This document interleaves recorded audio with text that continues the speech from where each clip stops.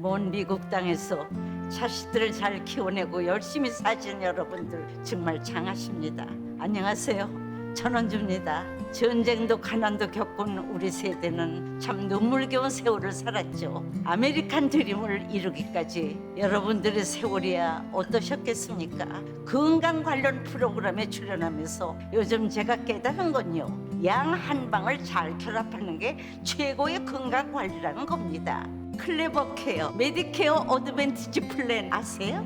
양방과 한방의 좋은 혜택들을 쏙쏙 뽑아서 제공해주는 똘똘한 플랜이더군요.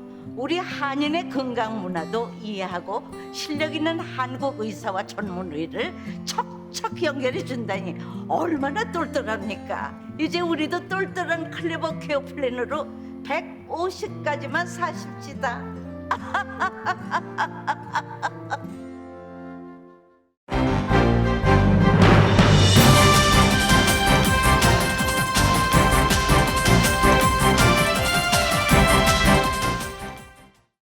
새봄 3월에는 여러분의 웃음이 활짝 피기를 라디오 서울이 응원합니다. 식품의약국 FDA가 50세 이상 주민들에 대해서 코로나 바이러스 백신 접종 2차 부스터샷 접종을 승인했습니다. LA 카운티도 오늘부터 50세 이상 주민에 대한 2차 접종을 실시할 것이라고 밝혔습니다. 2차 부스터샷은 1차 부스터샷을 맞은 지 4개월 이상이 지나야 해당됩니다. LA시에서도 오늘부터 실내업소 입장 시 백신 접종 증명을 보여주지 않게 될 예정입니다. 시의회 표결을 앞두고 있는데 통과가 확실시됩니다. 코로나 사태가 호전되면서 유학생을 포함한 한인들의 구직 활동이 활발해져서 구인난을 겪는 한인 기업들이 반기고 있습니다. LA와 오렌지 카운티에서 위생 점검 결과 4곳의 한인업소가 영업정지 처분을 받은 것으로 나타났습니다. LA 한인회와 한인타운 청소년회관 등 6개의 남가주 한인단체들이 증오사건 대응과 예방을 위한 기금으로 주정부로부터 95만 5천 달러를 받게 됐습니다. 한인들의 세금 보고를 통해 본 지난 한 해 남가주 한인사회 경기는 전년보다 나아진 것으로 나타났습니다. 2023년도 새로운 회계연도 연방 예산안에 저소득층 학생을 위한 연방 무상학자금 보조 프로그램인 펠그랜트 지급액이 26%나 증액됐습니다. 전국에서 인플레이션과 공급 부족이 겹치면서 식료품 시장에서 브랜드 위력이 약해지고 있는 것으로 나타났습니다. 바이든 행정부가 대기업의 자사주 매입을 억제하는 내용의 법안을 제출했습니다. 경영진은 일정 기간 회사 주식을 갖고 있어야 하고 또 일정 기간 주식을 팔 수도 없게 됩니다.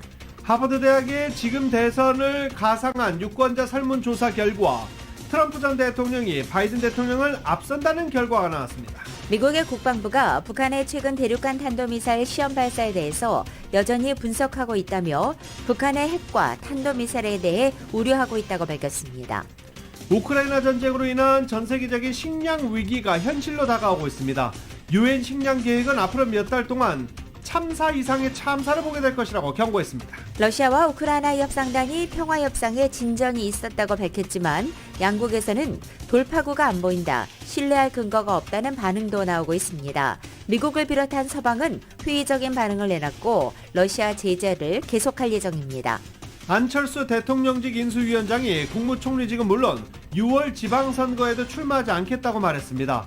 새 정부 초대 총리 후보자는 이르면 이번 주말에 발표될 것으로 보입니다. 대통령직 인수위원회가 여성단체들과 만나서 여성가족부 폐지 공약에 대해 의견을 들었습니다. 안철수 위원장은 시대도 변하고 역할도 변하는 것이 정부의 조직이라고 말했습니다.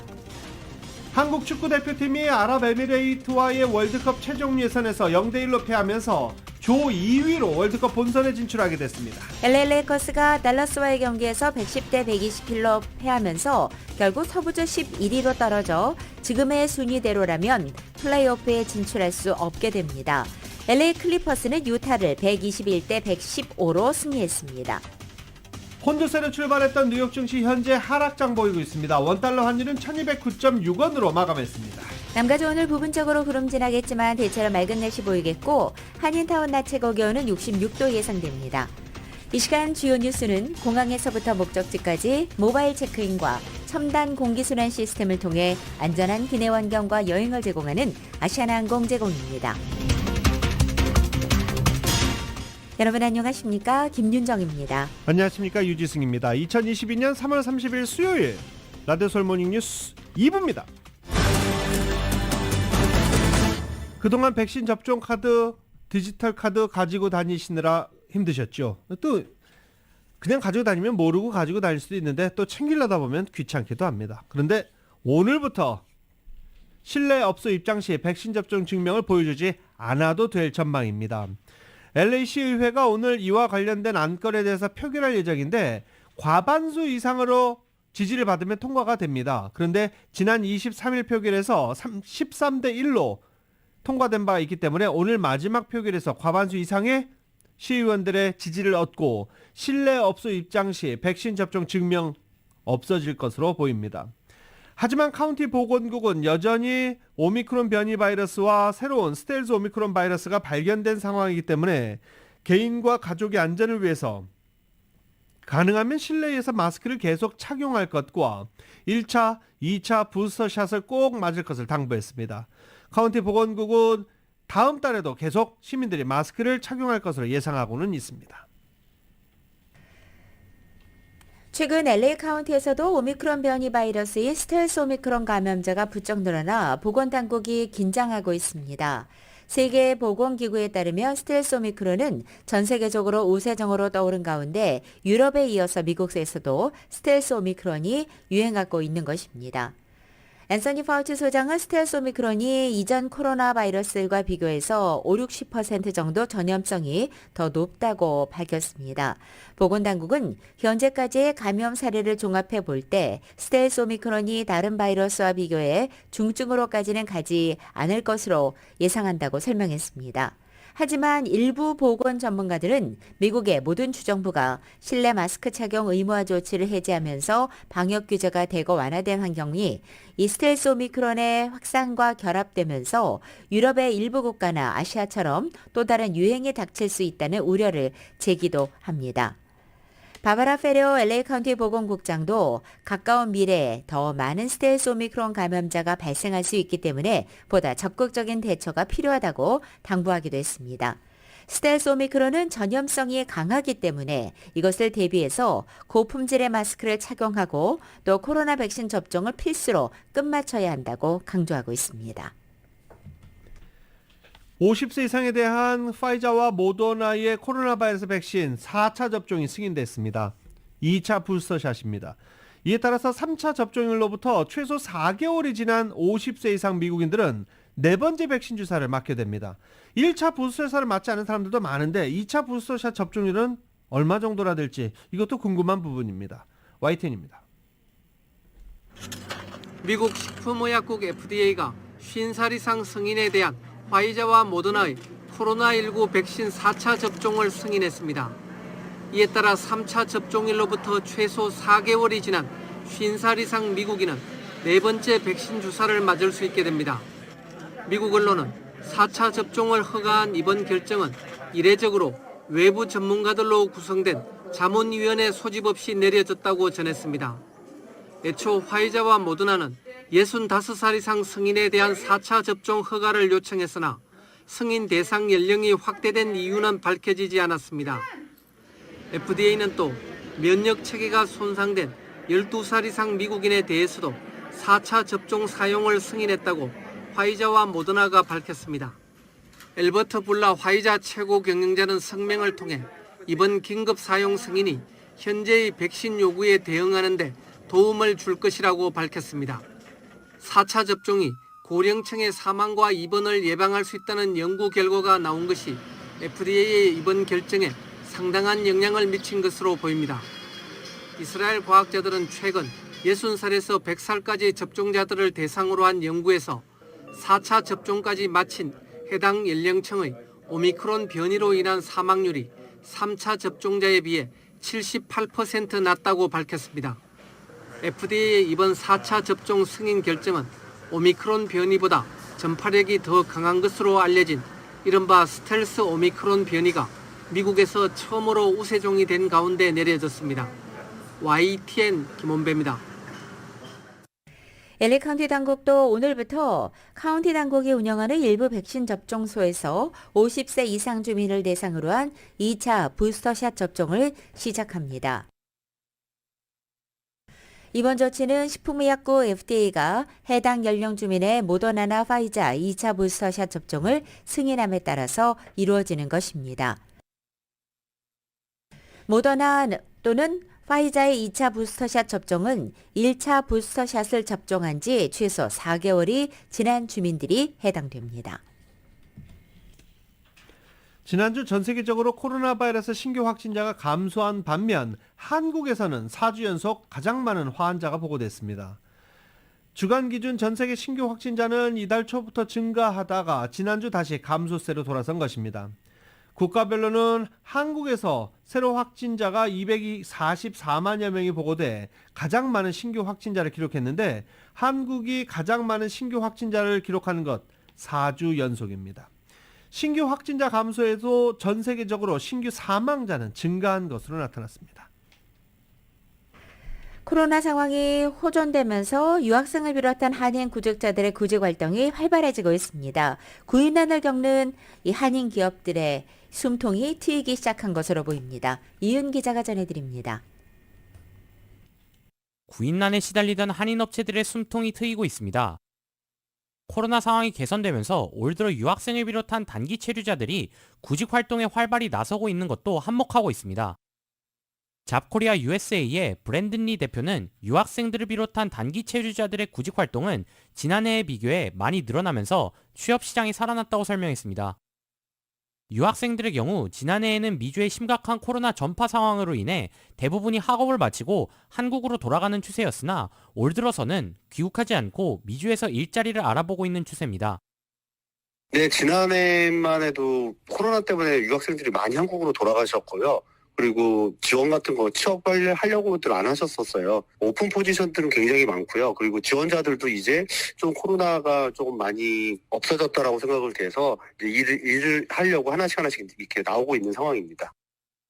취업 시장에서 가장 호황을 누리는 업계는 IT를 비롯해 온라인 사이트를 통해 운영되는 비즈니스들로 팬데믹 상황 속에서도 안정적이었다 보니 지원자들이 쏠리고 있다고 합니다.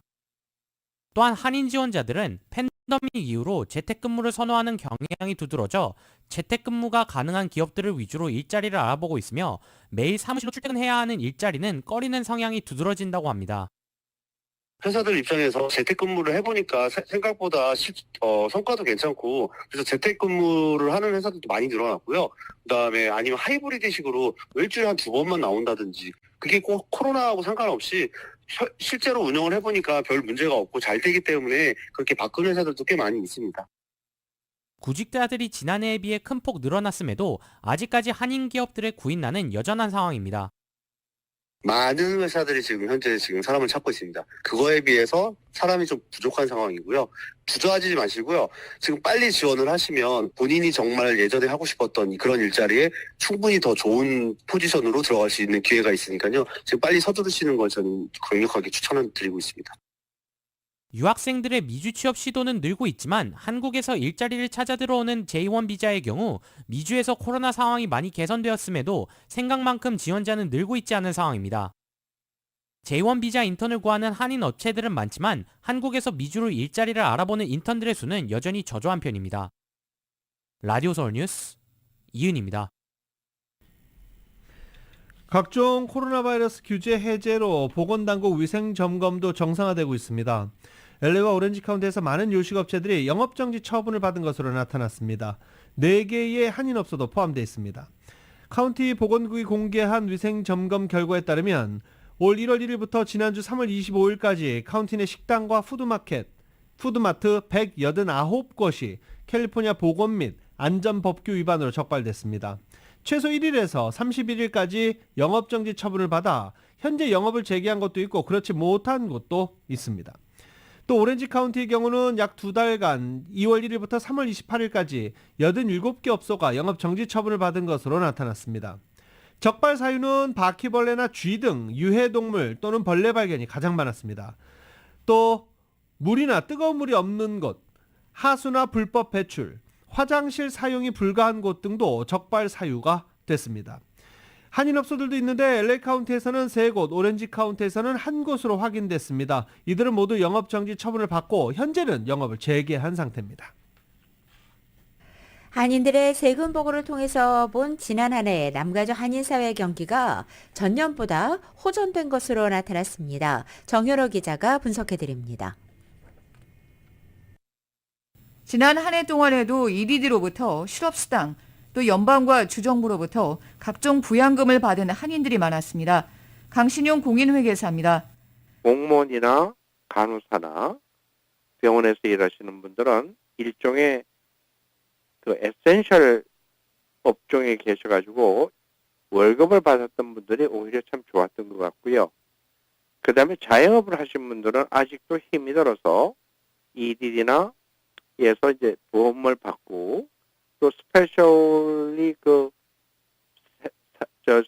3차 그 보조금 EIP 세 번째 1,400불러를 받은 분들이 이번엔 아주 큰 무리 없이 참 잘 받으셨더라고요. 코로나 팬데믹 직후 된서리를 맞았던 남가주 한인 요식업주들은 지난해 숨통이 트이면서 매출이 큰 폭 늘어난 것으로 나타났습니다. 매트리얼 코스트가 오르고 또 직원들의 웨이지가 오르고 이름으로 해가지고 매출 자체는 늘었는데 실제로 얼마나 남느냐는 별개긴 해도 음식 배달 수요가 치솟으면서 딜리버리 업종이 붐을 이루었습니다. 중장년들은 이제 직장에서 일을 못하니까 우버라든지 리프트라든지 이런 걸 통해서 그 딜리버리도 생각보다 많은 일을 하신 분들이 있더라고요. 지난해 관광업계가 초토화되다시피 했는데 직장을 잃은 한인 관광 가이드들이 우버와 리프트, 딜리버리 운전으로 전환한 경우가 많았습니다. 건축업계는 늘어나는 주택공사 등으로 수요가 치솟았음에도 자재비 상승과 라티노가 주를 이루는 공사 인력의 급부족으로 애로를 겪은 것으로 나타났습니다. 원가, 매트리얼 원가가 적게는 20에서 뭐 50% 올랐다고 그래요. 그래서 메탈, 쇠로 된 거, 목재 이래서 원가가 엄청 오른 데다가 거기다 더 문제는 돈이 있어도 일할 사람이 없으니까 공사 기간이 연장되고 늘어졌다. 시작을 하고도 제대로 하지 못했다는 그런 그 애로사항들을 말씀하시더라고요. 물류업, 무역업계 종사하는 한인들은 관련 비용이 치솟은 데다 물류 적체 현상으로 어려움이 많았습니다. 자바의 경우 유통업계 패턴이 바뀌면서 인터넷이나 웹사이트, SNS 활용 여부에 따라 명암이 갈렸습니다. 지난해에는 주식 거래로 이익을 본 한인들이 급증했고 한인들의 가상화폐 거래도 늘어난 것으로 나타났습니다. 자녀들, 대학생이나 또는 직장인들이 라빈후드라는 그 주식 거래를 하는 회사를 통해서 생각보다 많이 했어요. 한인 비즈니스 업주들은 코로나 팬데믹으로 사회적으로 대대적으로 변혁이 일어나면서 변화에 따른 적응으로 어려움이 많았던 것으로 나타났습니다. 라디오 서울뉴스 정연호입니다. 라디오 서울 모닝뉴스 2부 미국과 로컬 소식은 오픈뱅크가 고객들의 따뜻한 성원에 힘입어 세리토스 지점을 오픈했습니다. 큰 나눔 실천에 앞장서는 오픈뱅크 제공입니다.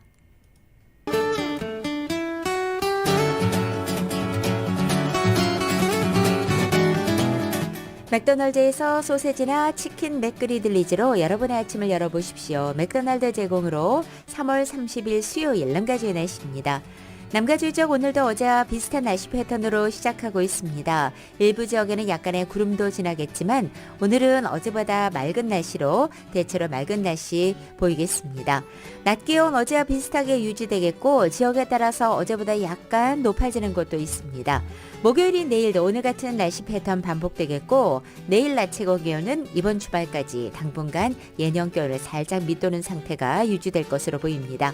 LA 한인타운 오늘 낮 최고 기온 66도, 밤 최저 기온은 56도 예상되고 오렌지 카운티 지역은 70도, 57도, 밸리와 일랜드 엠파이어 지역은 74도, 54도, 해안 지역은 68도, 57도 예상됩니다. 한국은 오늘 전국이 대체로 흐리고 서울의 오늘 아침 최저 기온이 35도, 낮 최고 기온은 60도 예상됩니다.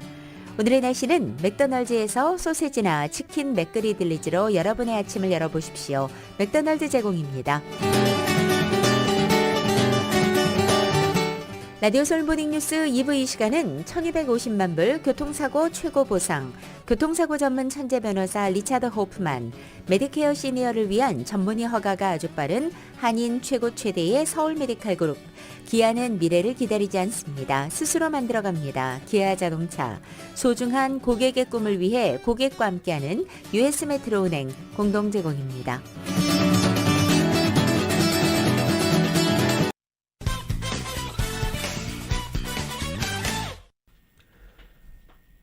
라디오솔 모닝뉴스 함께하고 계십니다. 오늘 가솔린 가격 알아볼까요? LA 카운티 평균 가솔린 가격 6달러 5.7센트입니다. 어제보다 1.2센트가 내려갔습니다.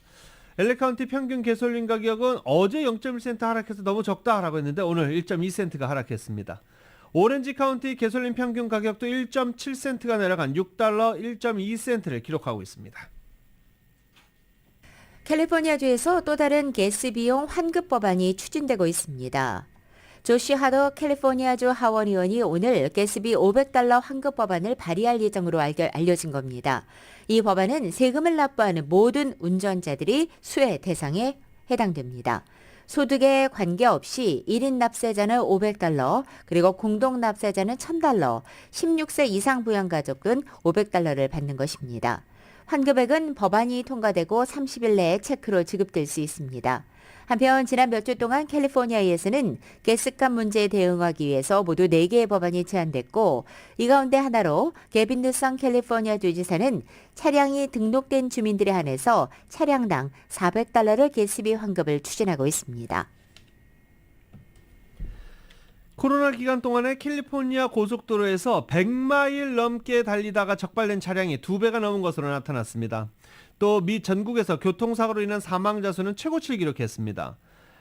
2020년 3월부터 2021년 1월까지 100마일 이상 달려서 과속 티켓을 받은 차량 27,990건이었습니다. 1년 전 10,000여 건에 비해서 2배 규모입니다. 2021년에 들어선 후에도 4개월 동안이나 9,300건이 넘는 과속 티켓이 발부됐습니다. 또 2021년 한 해 동안 운전 중에 문자를 보내거나 전화를 거는 등 3만 운전으로 발급된 티켓도 55,800건으로 집계됐습니다. 이로 인한 충돌 사고 건수는 13,000건으로 나타났고, 이 가운데 56건은 사망사고가 발생했습니다. 운전 중 문자 보내는 것 정말 위험한 일입니다. 캘리포니아 하이웨이 패트롤의 플라더 공보관은 매우 위험한 추세라며 속도 위반자들은 교통처짐이 심할 때 굉장히 힘들어한다며 이런 운전 습관은 팬데믹이 끝나도 바뀌지 않아 큰 사고로 이어질 수 있다고 설명했습니다. 고속도로 교통안전청에 따르면 2020년 한 해 동안 전국에서 교통사고 사망자는 38,824명으로 집계됐습니다. 오늘 새벽 베벌리 센터 부근의 한 아파트에서 괴한들이 침입해 총격이 벌어졌습니다. 오늘 새벽 1시 20분쯤 8천 버튼웨이에 위치한 아파트에 괴한들이 침입해 총격이 발생했는데, 총격을 가한 사람이 용의자인지 아니면 아파트 거주자인지는 아직 밝혀지지 않았습니다. 용의자들은 도주했고 경찰은 보다 정확한 이 사건에 대해 조사를 하고 있습니다. 한편 이에 앞서서 어젯밤 11시에는 웨스트 LA에 주거 침입 강도 사건도 발생했습니다. 한편 경찰은 두 사건이 연관됐다고 보지는 않는다고 발표했습니다. 또 보석상이 털렸습니다. 그런데 용의자들은 검거됐습니다. 어제 오전 10시 30분쯤 파라마운트에 있는 주얼리 가게에 직원들이 있었는데 무장 강도단이 침입해 강도 행각을 벌였습니다. 가게 앞유리와 함께 진열대가 산산조각 났고 주얼리 박스들이 여기저기 떨어져 있었습니다. 셰리프 요원은 강도 행각을 벌인 뒤 현장을 떠난 용의자 2명을 검거하는 데 성공했고, 용의자 2명은 대형 망치를 소지하고 있었던 것으로 알려졌습니다. 아직 정확한 피해 규모는 알려지지 않았습니다. 베벌리힐스에서 강도 행각을 벌이던 5인조 떼강도단이 어제 마침내 체포됐습니다. 5인조 떼강도단은 어제 저녁 7시경 이 로데오 드라이브와 윌셔 블루바드가 만나는 이른바 명품거리에 있는 한 업소에 또 들어가서 저항하던 경비원을 폭행하고 귀중품을 털어 달아났습니다. 베벌리힐스 경찰은 목격자들로부터 차량 번호판 숫자를 입수해 즉각 추적했고 강도단 차량을 찾아냈습니다. 차량을 운전하던 한 명은 한 주택의 지붕 위로 올라가 도주하려고 시도했고 베벌리힐스 경찰 외에 LA 카운티 쉐리프국 소속 경찰관들과 CHP 경찰관들까지 지원해 나서서 결국 도주를 포기하고 항복해 경찰에 체포된 것입니다. 이들 5인조 강도단이 강탈한 귀중품도 모두 찾아냈습니다. 어제 체포된 5인조 강도단은 신원이 모두 공개된 것으로 알려졌습니다. 남가주에서 고급 차량 35대를 취득한 남성이 체포됐습니다. 남가주 일대에서 총 230만 달러 가치에 달하는 고급 차량 35대를 절도한 혐의로 39살의 남성 용의자를 놀스 헐리우드에서 검거하고 차량을 모두 압수했다라고 전해졌습니다. 체포된 남성의 용의자 바게 차보시안이라고 알려졌고 훔친 차들은 35대 벤나이스 지역에서 모두 회수한 것으로 전해졌습니다. 아시아나항공이 오늘 5월부터 LA에서 인천 노선을 증편합니다. 주 10일의 운항을 시작하게 됐습니다.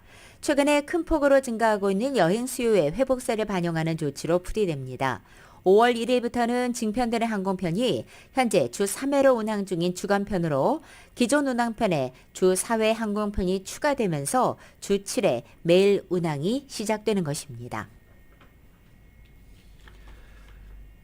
캘리포니아주에서도 코로나 사태를 계기로 아시안 증오 사건이 늘어난 가운데 한인 단체들이 증오 사건 대응 및 예방을 위한 주정부 기금으로 총 95만 5천 달러를 받게 됐습니다.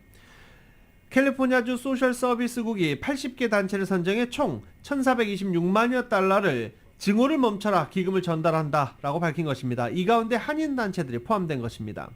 한인타운 청소년회관 KYCC가 22만 5천 달러, 한인타운 노동연대 키와가 15만 달러, 그리고 페이스가 15만 달러, LA 한인회가 10만 달러, 한미연합회가 8만 5천 달러 등으로 배정됐습니다. 오렌지 카운티에서는 코리안 복지센터가 24만 5천 달러를 받게 됐습니다. 총 6개 남가주 한인단체에 95만 5천 달러가 전달된 셈인데 소셜 서비스국에 따르면 이 기금은 각 단체들에서 오는 4월 15일부터 내년 4월 14일까지 1년간 직접 서비스, 예를 들어 정신건강, 지역사회 회복과 치유, 법률 서비스, 예방 서비스, 청소년 발달과 시니어 안전, 개인 및 지역사회 안전 계획, 주민 교육, 증오 반대 관련 이해와 공감을 불러일으키는 예술 및 문화활동, 인종 간 화합과 이해를 높이는 타인종 간의 협력 사업 등 증오 사건 및 증오 범죄 피해자를 위한 서비스 등에 사용돼야 합니다.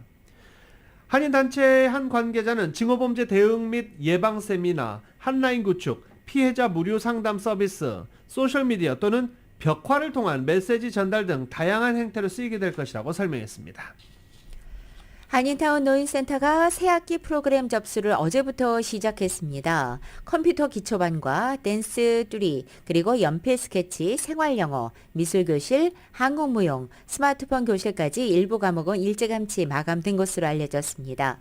그동안 억눌렸던 이 배움에 대한 욕구가 한꺼번에 분출된 것으로 해석됩니다. 한편 새학기 신청 접수는 목요일인 내일 31일까지 이어집니다. 샌디에고 시가 시월드가 1,000만 달러 임대료를 아직 내지 못했다라고 밝혔습니다. 샌디에고 시는 수개월 협상 후 시월드가 이번 주부터 분할 납부를 할 것인지 연체료 및 가산금을 물게 된다고 샌디에고 사무총장 제이 골드스톤이 밝히기도 했습니다.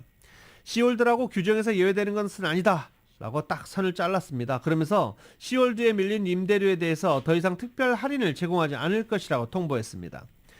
매니마우스 샌디에고 부동산 공항관리국장은 다른 임차인과 마찬가지로 팬데믹으로 재정 곤란을 겪고 있는 경우 밀린 24개월 분할 납부에 동의하면 연체료 및 가산금은 밀린 금액과 분할 납부에 동의하면 연체료와 가산금은 면제된다라고 통보했습니다. 현재 시월드가 샌디에고 시에 내야 되는 렌트비 88만 6천 달러, 886만 달러로 전해졌습니다. 제가 숫자를 잘못 읽었네요. 886만 달러입니다. 라디오 서울 모닝뉴스 2부 이 시간은 1250만 불 교통사고 최고 보상, 교통사고 전문 천재 변호사 리차드 호프만, 메디케어 시니어를 위한 전문의 허가가 아주 빠른 한인 최대의 서울 메디칼 그룹 기아는 미래를 기다리지 않습니다. 스스로 만들어갑니다. 기아자동차, 소중한 고객의 꿈을 위해 고객과 함께하는 US 메트로은행 공동 제공입니다.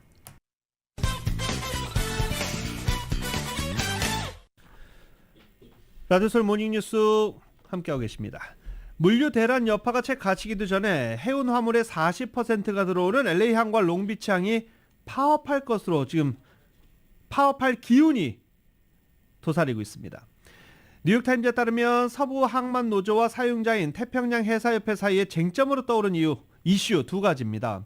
하나는 임금 인상과 복지 조건 개선, 다른 하나는 항만 자동화입니다. 임금 인상과 관련해서 서부 항만 노조는 코로나 사태 중 감염 위험에 노출되면서 재택근무 없이 현장 업무를 해온 만큼 이번 협상에서 그에 따른 보상을 요구하고 있습니다. 이에 대해서 제시 로페즈 노조 사무국장은 모두가 셧다운할 때 우리는 멈추지 않았다라고 말해서 임금 협상에서 물러설 뜻이 없음을 시사했습니다. 또 다른 노사 간의 쟁점은 항만 자동화입니다. 태평양 해사협회는 비용 절감과 생산성 향상을 위해 자동화는 불가피한 선택이라고 주장하는 반면 노조 측은 일자리가 줄어들 수 있다며 절대 불가 입장을 고수하고 있습니다. 노사 사이의 입장 차이가 커서 합의점을 도출하는 것 쉽지 않아 보입니다.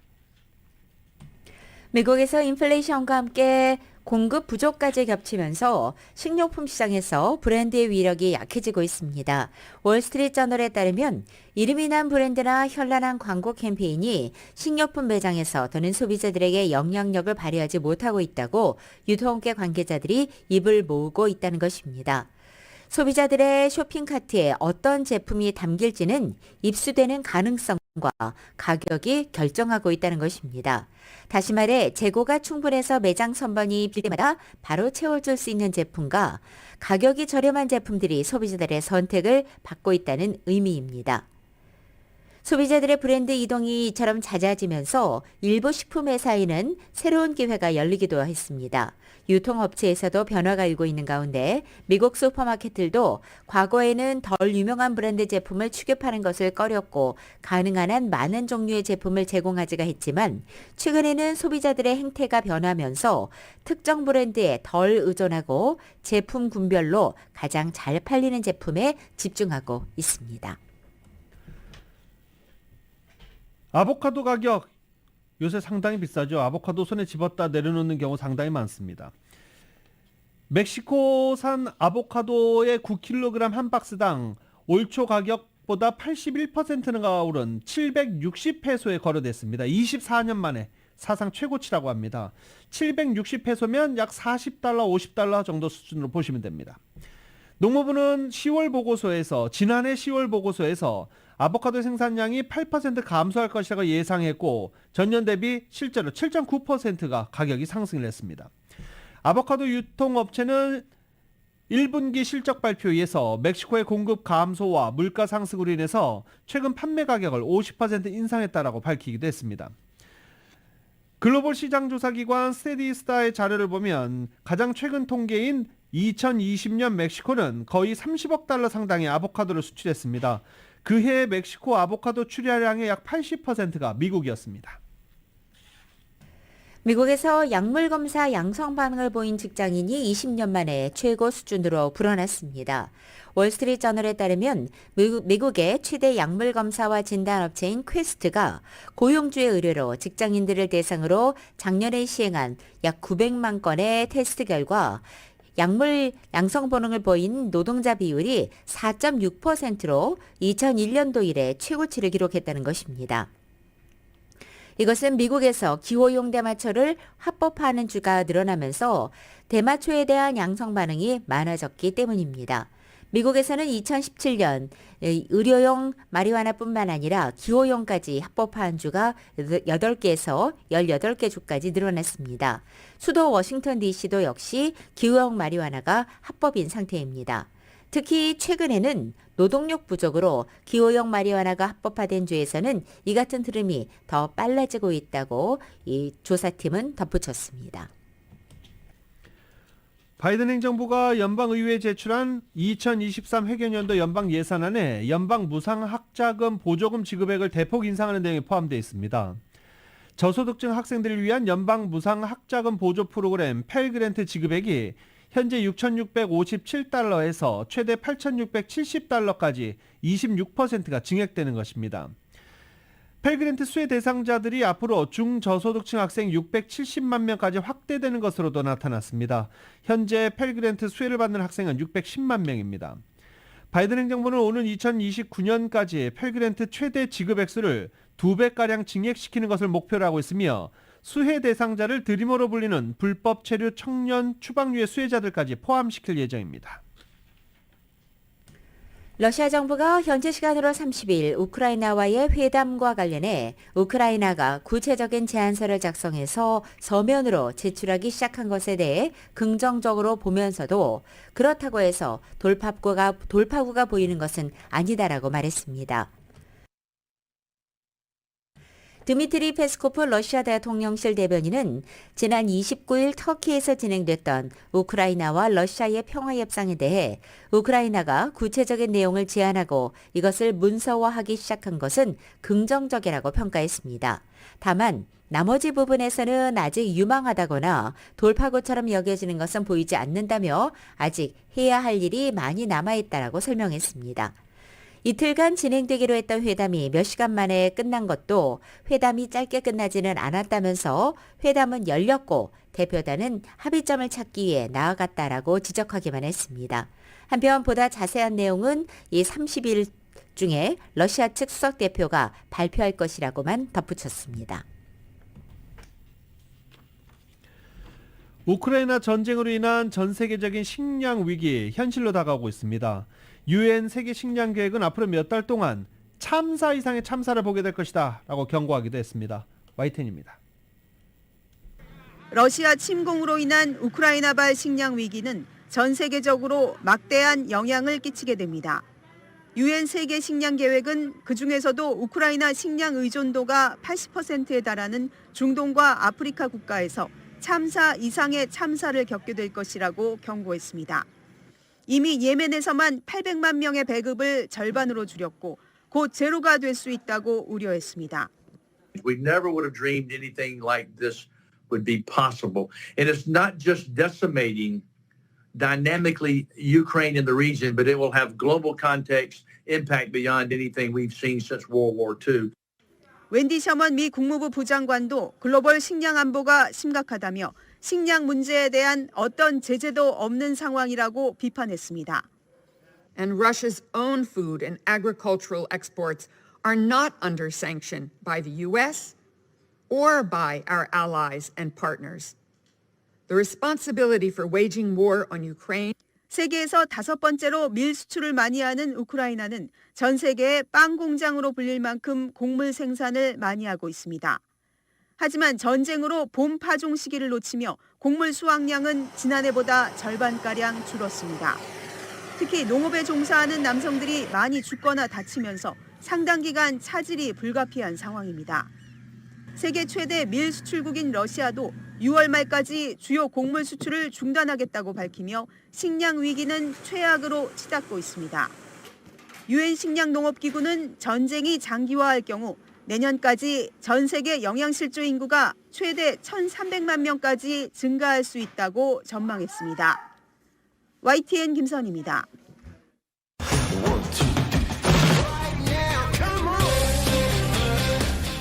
라디오솔 모닝뉴스 스포츠 소식입니다. 스포츠 소식은 전문가가 추천하는 이민법과 가정법 전문 제인정 종합법률사무소 제공입니다. 어제 월드컵 최종 예선 마지막 경기 저희 뉴스 시간에 하고 있어서 저희가 좀 안 좋은 소식을 뉴스 시간에 전해드렸죠. 예, 졌습니다. 네. 조별 예선 최종 예선 마지막 경기에서 한국 축구대표팀이 첫 패배를 당하면서 조 2위로 본선에 진출하게 됐습니다. 이제 8개월 뒤 오는 11월에 카타르에서 월드컵이 열리는데 본선을 앞두고 과제가 뚜렷해졌다. 이제 분석이 한창 진행 중입니다. KBS입니다. 대표팀은 경기 내내 아랍에미리트의 강한 압박수비와 역습에 고전했습니다. 볼 점유율은 77%로 압도적이었지만 오히려 후반 9분 수비 뒷공간에서 허점을 드러내며 선제골을 허용했습니다. 황희찬의 재치 있는 중거리 슛이 골대에 맞았고 황의조의 헤딩 역시 상대 골키퍼 손을 거쳐 골대에 막히는 등 마무리가 아쉬웠습니다. 결국 1대0으로 진 대표팀은 7승 2무 1패로 이란에 이어 조 2위로 마감했습니다. The worst performance we had, disappointed. More than the result, with the performance, with the attitude. We don't understand this. We are going to have more problems in the future for sure. 무패 행진에 가려있던 벤투의 문제점이 드러난 경기였습니다. 패스를 강조하는 벤투식 빌드업 축구는 상대의 강한 압박에 흔들렸습니다. 황인범 등 주요 선수가 빠졌을 때 이를 대체하는 플랜 B가 완성되지 못했고 최종 예선 무득점인 황의조의 골 감각도 고민거리입니다. 다만 감독이 중도 사퇴하는 어려움을 겪은 앞선 2차례 월드컵과 달리 벤투 감독은 4년 가까이 대표팀을 안정적으로 이끌며 선임 당시 57위였던 피파 랭킹을 29위로 끌어올렸습니다. 손흥민의 기량이 절정에 올랐고 수비수 김민재를 중심으로 한 조직력이 완성되면 12년 만에 본선 16강 진출도 노릴 수 있습니다. 카타르로 이동한 벤투 감독은 다음 달 2일 운명의 본선 조 추첨식에 참석합니다. 아시아 예선 B조에선 일본이 베트남과 1대1로 비기며 사우디아라비아가 1위, 일본이 2위로 본선에 진출합니다. KBS 뉴스 문영규입니다.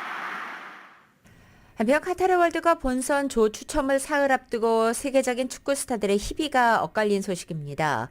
호날두와 레반도프스키가 본선행 막차를 탄 반면에 프리미어리그 득점왕 모하메드 살라흐는 레이저 세례를 맞고 고개를 숙였습니다. KBS의 보도입니다. 호날두의 절묘한 패스가 조국 포르투갈의 월드컵 본선행을 이끌어냅니다. 페르난데스의 선제 결승골을 도운 호날두는 동료들과 기뻐했습니다. 포르투갈은 페르난데스의 추가골을 더해 북마케도니아의 돌풍을 2대0으로 잠재웠습니다. 유럽 플레이오프 막차로 본선에 오른 호날두는 2006년 독일 대회부터 5회 연속 본선 무대를 밟게 됐습니다. Nós já provámos que éramos capazes de vencer duas provas muito importantes. 폴란드 골잡이 레반도프스키가 골키퍼 타이밍을 빼앗는 절묘한 페널티킥으로 선제골을 터뜨렸습니다. 폴란드가 스웨덴을 물리치고 본선행을 확정하면서 레반도프스키와 질라탄 두 스타의 희비는 엇갈렸습니다. 모하메드 살라흐를 향해 이집트 국가가 울릴 때부터 레이저 세례가 시작됩니다. 홈팀 세네갈이 1, 2차전을 동률로 만드는 골을 터뜨리자 경기장은 열광의 도가니에 빠졌습니다. 운명의 승부차기, 첫 키커로 나선 살라흐에게 무차별 레이저 공세가 쏟아져 살라흐의 얼굴은 흡사 파충류처럼 녹색으로 물들었습니다. 결국 살라흐는 실축했고 리버풀의 팀 동료 마네는 마지막 키커로 나서 세네갈을 2회 연속 본선행에 올려놨습니다. 아프리카 예선에서 나이지리아가 가나에 밀려 16년 만에 탈락하자 홈팬들은 경기장에 난입해 난동을 부렸습니다. 포르투갈과 폴란드, 세네갈 등 7개 국가가 추가로 본선행에 합류하면서 사흘 뒤 조추첨을 앞두고 27개 나라가 확정됐습니다. KBS 뉴스 김기범입니다. 어제 LA 레이커스가 댈러스 매버릭스와의 경기에서 110대 128로 패했습니다. 3연패에 빠진 LA 레이커스는 이로써 플레이오프 진출권 밖 서부 컨퍼런스 11위로 밀려났습니다. NBA에서 동서부 컨퍼런스 6위까지 플레이오프에 직행하고 각 컨퍼런스 7위부터 10위까지의 팀은 플레이인 토너먼트를 거쳐서, 그러니까 와일드카드 경기다라고 생각하시면 되는데요. 이 7위부터 10위 팀은 플레이오프 진출 두 팀을 가리는 플레이인 토너먼트 경기를 펼치게 됩니다. 그런데 여기에도 나가지 못하게 되는 것입니다. 갈 길이 급한 레이커스는 앤서니 데이비스 부상으로 장기 결장 중이고 르브론 제임스마저 왼쪽 발목을 다쳐서 출전하지 못하면서 결국 패하고 서부조 11위까지 추락했습니다. 9주 연속 세계 랭킹 1위 자리를 지키고 있는 고준영 선수가 내일 개막하는 시즌 첫 메이저 대회에서 자신의 올 시즌 두 번째 우승에 도전하게 됩니다. 우승자가 연못에 뛰어드는 퍼포먼스로 유명한 이 대회는 내년부터는 다른 장소에서 열려서 올해가 마지막 연못의 여인을 가리는 해가 됐습니다. YTN입니다. 2004년 박지훈을 시작으로 모두 6명의 한국 선수가 우승의 기쁨과 함께 뛰어들었던 호피의 연못. 오는 일요일이면 2022년의 주인공이 가려지겠지만 대회 장소가 바뀌면서 내년부터는 더 이상 볼 수 없는 역사로 남게 됐습니다. 2019년 대회 우승자인 고진영은 마지막 장면을 볼 수 있는 올해도 우승 후보 1순위로 꼽힙니다. It was first time jumping in the swimming pool in my life. So I scared a little bit but I had to jump in. I can do it. Okay. 34라운드 연속 언더파 행진을 이어가면서 9주째 세계 랭킹 1위를 지키고 있는 고진영은 올 시즌 평균 타수와 그린 적중률도 1위를 달리고 있습니다.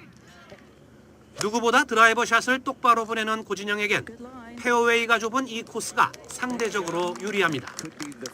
다만 지난주 흔들렸던 짧은 거리에서의 아이언샷 정확도를 끌어올리는 데 중점을 두고 있습니다. Under 100 meters wasn't good in last week, so I had a lot of wedge game yesterday on the range. I hope better to play under 100 meters in this week. 박인비와 이미림도 두 번째 연못 입수를 노리는 가운데 지난주 생애 첫 우승 기회를 놓친 안나린과 최혜진은 첫 우승을 메이저 대회에서 달성한다는 각오입니다. 2022년 3월 30일 수요일에 전해드린 라디오 서울 모닝뉴스 여기서 마치겠습니다. 지금까지 진행의 유지승, 김윤정이었습니다. 모닝뉴스 2부 이 시간은 1250만 불 교통사고 최고 보상, 교통사고 전문 천재 변호사 리차드 호프만, 메드케어 시니어를 위한 전문의 허가가 아주 빠른 한인 최고 최대의 서울 메디칼 그룹, 기아는 미래를 기다리지 않습니다. 스스로 만들어갑니다. 기아자동차, 소중한 고객의 꿈을 위해 고객과 함께하는 US 메트로은행 공동 제공이었습니다. 잠시 후 9시에는 강혜신의 오늘의 미국이 방송됩니다. 함께해 주신 여러분 고맙습니다.